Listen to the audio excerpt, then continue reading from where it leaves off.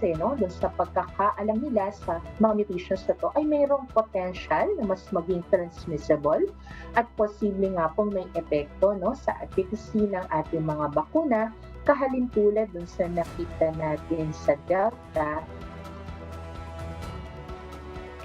That was Dr. Alethea de Guzman of the Health Department's Epidemiology Bureau. She says the Omicron variant is feared to have the ability to evade immunity from available vaccines. But experts note that there is still much more to learn about the variant, which first emerged in South Africa. Governments across the globe have no choice but to bank on strict border controls for now.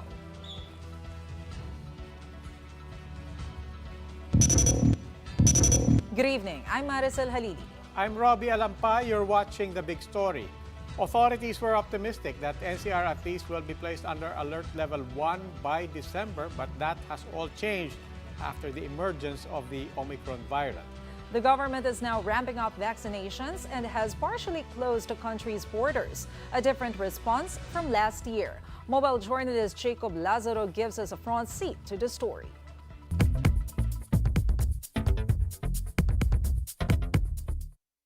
"'Tis the season to be merry, but for the Department of Health, it's precisely the season to be worried. With the new COVID variant spreading globally, At nakikita natin as the holiday season is just around the corner, tataas pa po ang mobility natin. At nakikita natin yung unti-unting pagbaba ng ating compliance to MPHS. the government is now banking on tighter border controls, but health officials say it will only be a matter of time before the new variant gets in. So the strategy is to delay its entry, while still making sure that Filipinos adhere strictly to health protocols, especially during the holidays. Mayroong potential na mas maging transmissible at posible nga pong may epekto sa efficacy ng ating mga bakuna kahalin tulad dun sa nakita natin sa Delta. We'll take it one day at a time. Ang mensahe ko na lamang po siguro is we've been through this before. Business groups have been pushing for a further loosening of restrictions for the Christmas season. But over the weekend, Health Secretary Francisco Duque III said he prefers extending Alert Level 2 in Metro Manila. The government is also depending on vaccination. But there's another concern. Since the Omicron variant is very different from the original COVID-19 virus, it's not yet clear if the current vaccines will still be as effective against it. Hindi naman po magzi-zero yung protection ng ating vaccines. Gradual po yung pagbagsak nito kung sakali man. Salvania says manufacturers can modify their vaccine. IATF Chief Implementer Carlito Galvez Jr. adds that they may also bring back the face shield requirement, but the DOH says there is no need for that just yet. In the meantime, the IATF is recalibrating its policies on COVID alert levels. Mobile journalist Jacob Lazaro, we are One News. How does the detection of the Omicron variant abroad affect the country's COVID-19 vaccination program?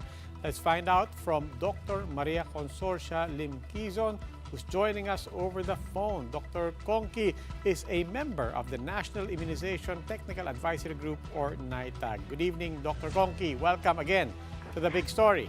Good evening, Robbie, and good evening, Maricel.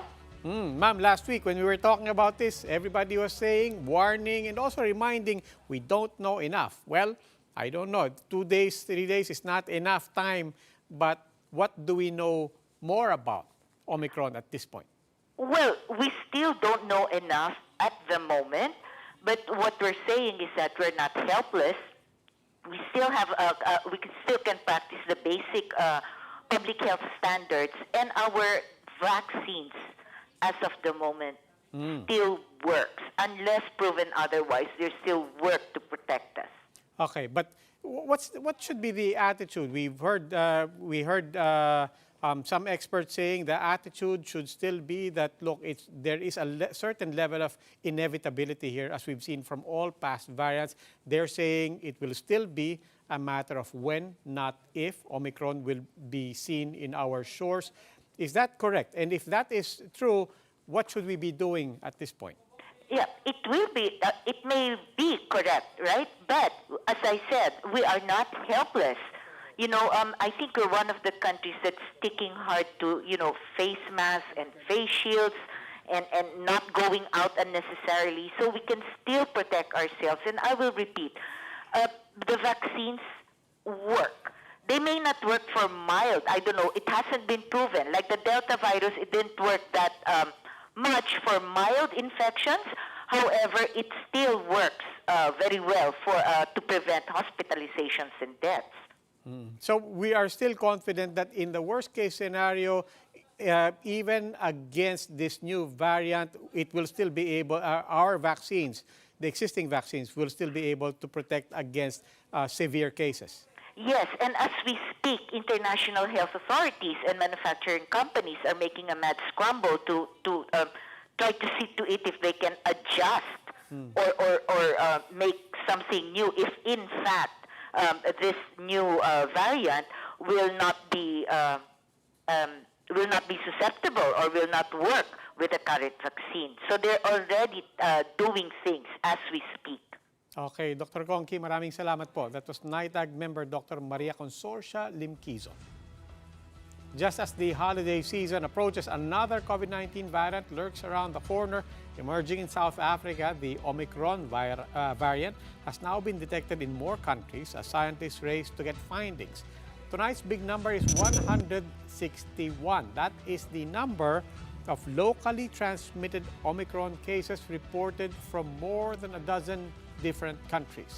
First reported to the WHO last Wednesday, variant B11529 is now considered a variant of concern.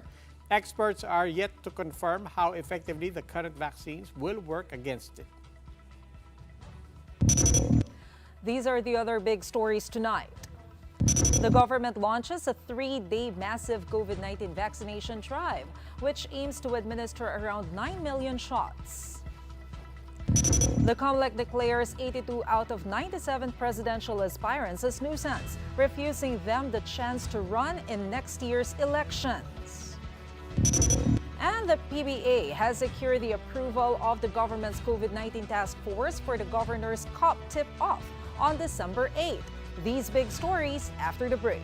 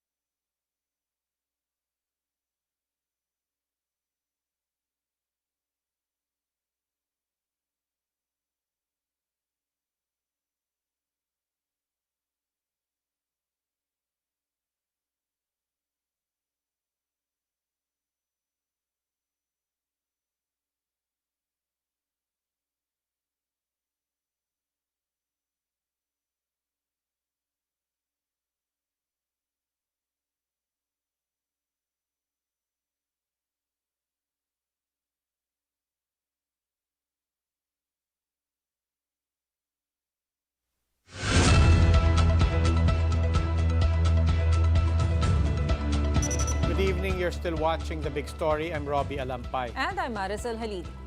The Philippines joins a list of countries in banning flights to contain the possible spread of the Omicron variant. The public, however, has raised concerns over the non-inclusion of Hong Kong, which already confirmed cases of the variant. Mobile journalist Pamela Vasquez has this story.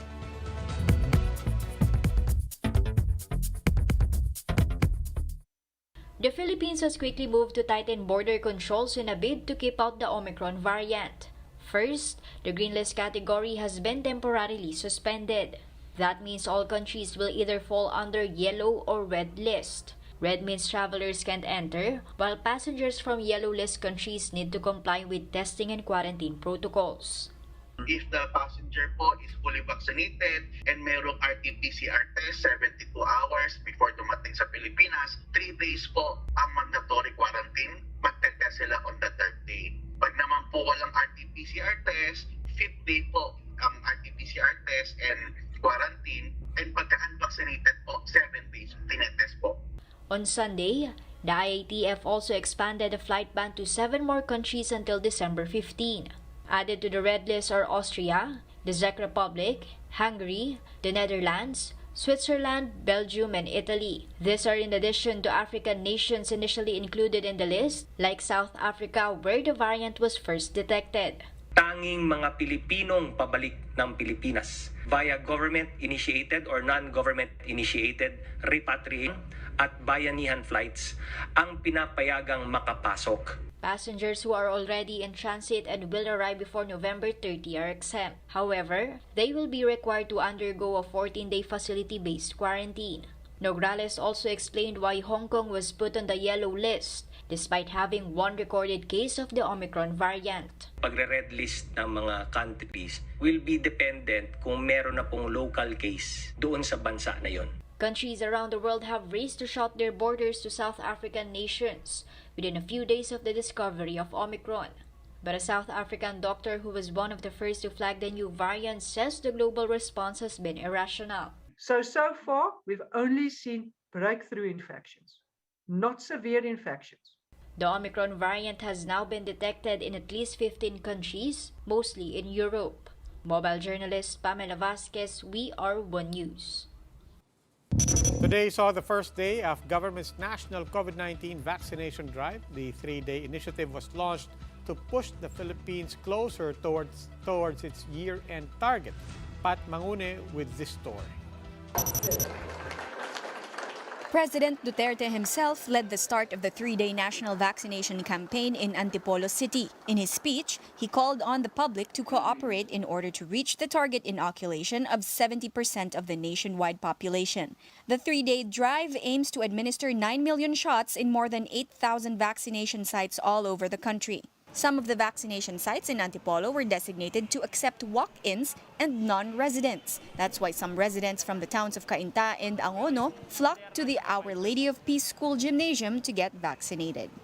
Dito po kasi mabilis yung proseso ng pagbabaksin. Siguro sa iba naman siguro ganun din pero mas siguro dito sa mabilis. Dito po kami agad-agad kasi kailangan namin sa trabaho. Kapag walang vaccine, hindi kami pwedeng trabaho. Health Secretary Francisco Duque III also visited the Marikina Sports Complex, the city's mega vaccination site. Duque himself administered Pfizer vaccines to some minors scheduled for pediatric vaccination today. Another 3-day drive will be conducted on December 15 to 17 in order to complete the vaccination of 54 million Filipinos by year-end. The target vaccination had to be scaled down from 15 million to 9 million due to supply and logistical issues. Some logistical issues, yung mga syringes ng ibang mga bakuna hindi dumating on time. So that is why we are planning for another round come December 15 to 17 so that we will be able to hopefully make up for the gap. Health authorities reiterate that the vaccine paired with strict compliance to minimum health standards are the best protection against COVID-19. For News 5, Patricia Mangune, We Are One News.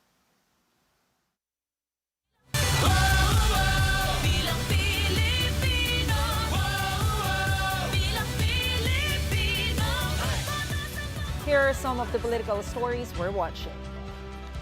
The camp of presidential candidate and former Senator Bongbong Marcos insists that he is eligible to run for the presidency. In a 5-page answer to the COMELEC summons, the camp wants the petitions against his candidacy to be dismissed and be heard in a face-to-face setting. The camp argued that Marcos' tax case conviction does not equate to a crime involving moral turpitude. Meanwhile, presidential aspirant and Senator Manny Pacquiao visits Surigao and Agusan as part of his Caraga Trabajo Pabahay and Ayuda Caravan. Over 3,000 residents are expected to receive assistance from the relief operations of the camp. Pacquiao is scheduled to visit other municipalities in the city as part of his campaign tour, which will end on Tuesday. And at least 82 presidential candidates have been declared nuisance by the COMELEC. The same goes for 12 vice presidential candidates and 108 senatorial aspirants. Meanwhile, 89 candidates are facing COC cancellation petitions, including presidential bet Bongbong Marcos Jr. and senatorial aspirant Raffy Tulfo. The poll body is scheduled to announce the final list of candidates by December. Time for another quick break when we return. The much-awaited Miss Universe pageant is pushing through next month in Israel, even amid the threat of the Omicron variant. And Thailand's Monkey Festival returns as tourists finally come back to the country after 2 years of restrictions.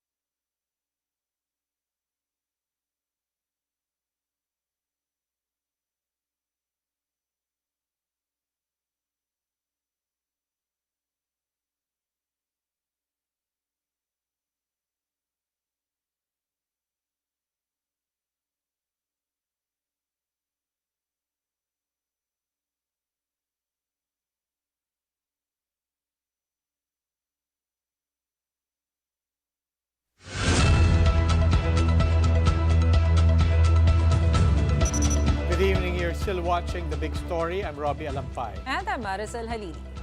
The traditional Noche Buena is likely to make a bigger dent in your wallets this year after production costs pushed up the prices of some items. The Trade Department, meanwhile, is advising the public to prepare a shopping list as early as now to avoid the Christmas rush.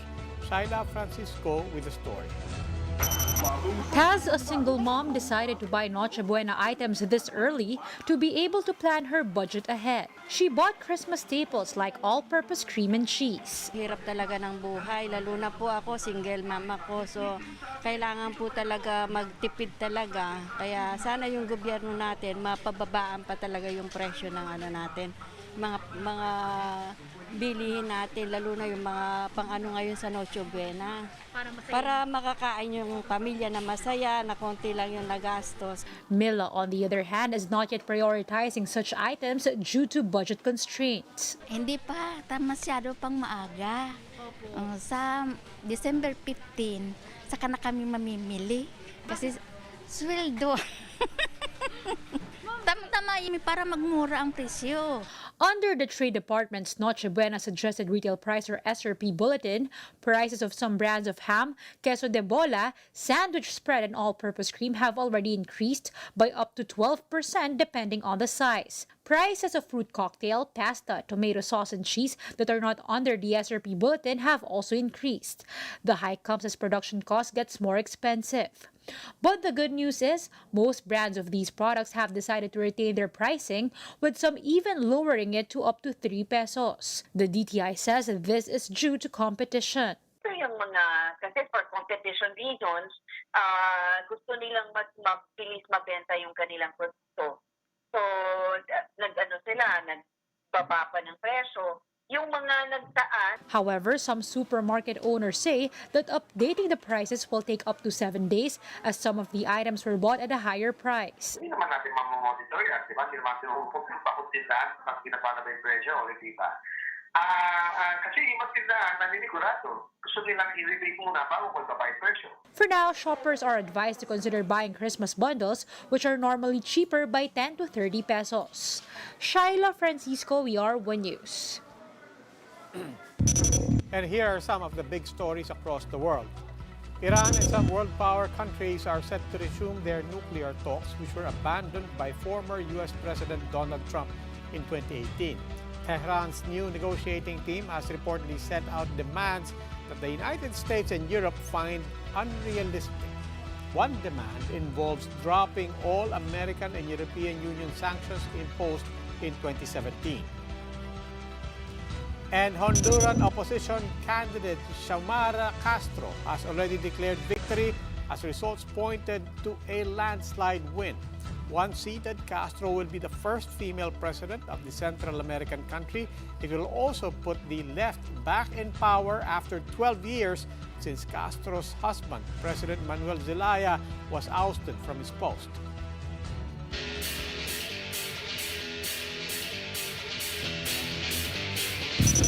For the big stories in sports, the PBA has been given the green light by the IATF to kick off its 2021 Governors' Cup on December 8. The upcoming conference was supposed to kick off yesterday, but the late arrival of a number of imports prompted the league to push back the opening. With the opening now set, the PBA is shifting its focus to convincing LGUs for the return of its live audience. The league is eyeing several venues in Metro Manila for its import-laden conference. Meanwhile, in the NBA, the Golden State Warriors shrugged off a slow start to defeat the Los Angeles Clippers 105-90. Warriors star Steph Curry came alive late, scoring 13 points in the fourth quarter to secure the victory for the Dubs. Curry finished with 33 points, 5 rebounds, 6 assists, and 6 steals, while Golden State posted their 42nd straight game with at least 100 points scored. Elsewhere, the Los Angeles Lakers took down the Detroit Pistons 110-106. The contest was a rematch of the game in Detroit when LeBron James and the Pistons' Isaiah Stewart were involved in a wild scuffle that led to suspensions. There were no incidents this time around as LeBron led the Lakers to victory with 33 points, 5 rebounds, and 9 assists. Flashed on your screen are the other scores from Monday's games.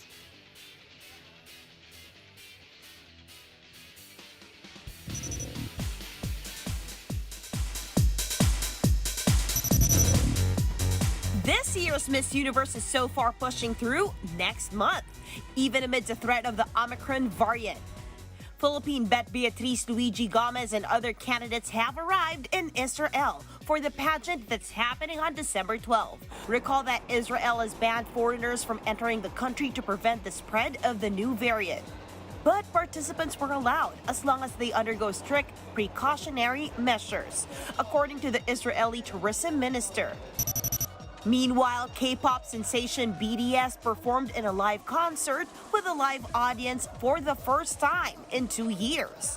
The group performed at the Sophie Stadium in Los Angeles in front of armies who flew from different countries. They did not forget to sing their hits like Butter and Permission to Dance. But here's what's really making some armies jealous. Singer Anderson .Paak and his son had a chance to meet them backstage. For fans who weren't able to watch, BTS confirmed that they will have another concert on December 1 and 2. The global superstars are on a roll after winning big awards at the AMAs and getting nominated at the Grammys. For News 5, MJ Marfori, we are One News. Have you ever seen a fruity feast for monkeys? Well, the Monkey Buffet Festival in Thailand is making a comeback after 2 years of hiatus due to the pandemic. Hundreds of long-tailed monkeys climbed on people and munched on fruits and vegetables in Lopburi, Thailand. The festival is held annually as a thank you from locals to the monkeys for boosting the city's tourism. Tourists have gradually returned to Thailand following the government's no quarantine travel program for those vaccinated. Wow. Ano? Ikaw ba, ready ka na ba mag-travel? Well, I'm hoping na sana makapag-travel din ako soon. Pero for vacation. Oh, Sana. Nakakamiss almost 2 years. Oo, in the meantime, I'm still psyching myself even to do, sabi ng DTI, start doing your groceries, start doing your shopping early. Even for that, I'm still psyching myself. Talaga. Pero, kapag nagpunta ka ng supermarket ngayon, mapapansin mo rin na talaga na medyo may mga brands na medyo limited ang supply because of malapit na nga yung holiday season. That's it. Cool. And that wraps up today's big story. Catch us again tomorrow at 8 p.m. on Signal Channels 8 and 250. Please like our Facebook page, One News. For more in-depth analysis, visit our webpage, onenews.ph. Mask on. Wash hands. And stay safe, Philippines. I'm Robbie Alampay. And on behalf of Gretchen Ho, I'm Maricel Halili. We're down to our last 26 days before Christmas. We are One News. Good evening.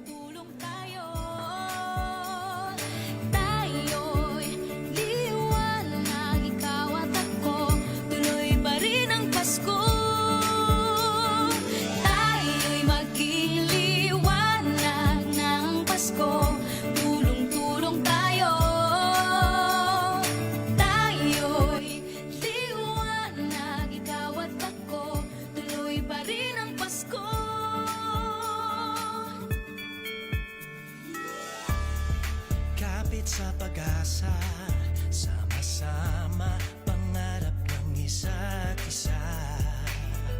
Nasaan